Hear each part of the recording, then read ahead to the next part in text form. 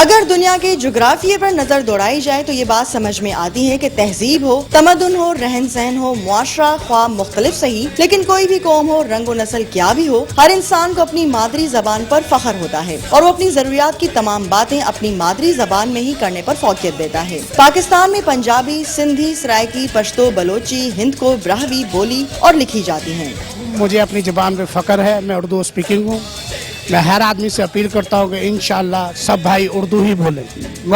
खबर नाज़ पछतनी मां सिंधी आहियां, मूंखे पंहिंजी सिंध ते फ़ख्रु आहे, पंहिंजे सिंधी हुजण ते वॾो नाज़ आहे।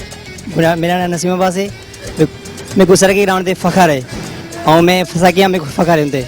असी पंजाबी हाँ, असी पंजाबी, साड़ी जुबान मादरी पंजाबी है और असी पंजाब के रहने वाले, पंजाब सिंध साडा अपना शहर है और सानू अपनी जुबान ते हर चीज ते सानू अपने सिंध ते फख्र है। उर्दू हमारी कौमी जबान सही, लेकिन अंग्रेजी इंतहाई अहम, क्योंकि अंग्रेजी बैनुल अक़वामी जबान और वक्त की अहम जरूरत है। दुनिया में इस वक्त 6500 से ज्यादा जबानें बोली जाती हैं। ये जो कौमी दिन मनाया जा रहा है ज़बानों के हवाले से, वो भी इसीलिए है कि ज़बान की जो अहमियत है, उसकी जो अफादियत है, उसको पूरे आलमी सतह पे उसको उजागर किया जाए।